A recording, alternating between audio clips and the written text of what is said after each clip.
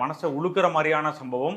ஒரு கல்யாண வீட்டுக்குள்ளார புந்து சரமரியா வெட்டியிருக்காங்க. ஒரு சமுதாயத்தை சேர்ந்தவர்களுடைய வீட்டு திருமணம்.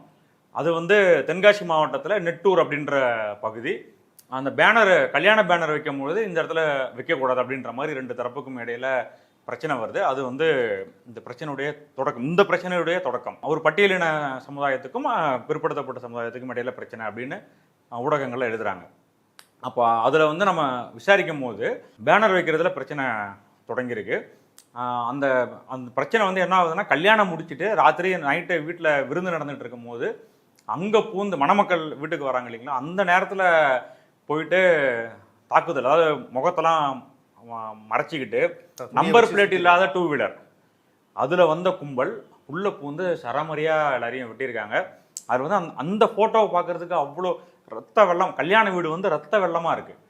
அவ்வளோ பேர் அந்த அந்த நிகழ்ச்சிக்கு மேளம் வாசிக்க வருவாங்கள்ல, கல்யாண மேளம், அந்த பையனை பிடிச்சி வெட்டியிருக்காங்க. அவனுக்கு எதுவுமே அந்த சம்மந்தமே இல்லை. அவர் இப்போ கத்துறாராமையா, நாங்கள் வெளியூருங்க, எனக்கு அவரை பிடிச்சி வெட்டியிருக்காங்க. அது மாதிரி அதுக்கு முன்னாடி ரோட்டில் போயிட்டு வரக்கூடிய மக்கள் அவங்கள பிடிச்சி வெட்டியிருக்காங்க. அதாவது கண்ணாப்புனான எந்த ஒரு வரைமுறையும் இல்லை, சட்டம் ஒழுங்கு இருக்கா அப்படின்னு தெரியல. அவ்வளவு மோசமான இது. இந்த சம்பவம் இதான் முதல் முறையா அந்த ஊரில் நடக்கிறது அப்படின்னா கிடையாது. நிறைய பேர் என்ன சொல்கிறாங்க அப்படின்னா, நெட்டூர் அப்படின்னாலே பல பிரச்சனைகள் அந்த ஊரில், சமூக ரீதியான பிரச்சனைகள் பல தடவை நடந்திருக்கு.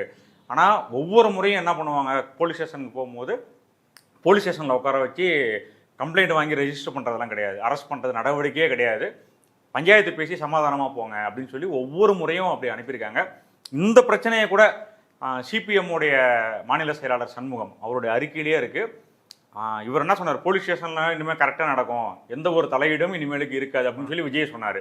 ஆனால் இந்த பிரச்சனைக்கு முன்பு கூட போலீஸ் ஸ்டேஷனில் போயிருக்காங்க. போலீஸ் ஸ்டேஷன் 2 பேரையும் உட்கார வச்சு பஞ்சாயத்து பண்ணி அனுப்பியிருக்காங்க. அதுக்கு பிறகு தான் இந்த நேற்று நடந்த அந்த கொடூர சம்பவமே நடந்திருக்கு. அது மட்டும் இல்லை, அதே கும்பல் வேற ஒரு இடத்துலையும் பிரச்சனை பண்ணிட்டு தான் இங்கே அங்கே இருக்கக்கூடிய பொதுமக்கள் 2 பேர் அங்கேயும் வெட்டியிருக்கு. பொதுமக்களை வெட்டியிருக்காங்க, என்னன்னே தெரியாமல் வெட்டு வாங்கியிருக்காங்க. இப்படி தொடர்ந்து நடக்கக்கூடிய சம்பவம். அந்த பட்டியலத்தை சேர்ந்த மக்கள் அவங்க பல பேர் இந்த மாதிரி தொடர்ந்து நடக்கிறதுனால அச்சத்தில் அவங்க பசங்களை வெளியூருக்கு அனுப்புறது, குடும்பமாகவே வெளியூர், இந்த ஊரே எனக்கு வேணாம், நாங்கள் வெளியூரில் போய் வாழ்ந்துக்கிறோம் அப்படின்னு சொல்லிட்டு நிறைய பேர் வெளியூருக்கு இடம்பெயர்ந்துட்டாங்க. அந்த அளவுக்கு ஒரு மோசமான சூழ்நிலை அந்த ஊரில் இருக்குது அப்படின்னு சொல்கிறாங்க.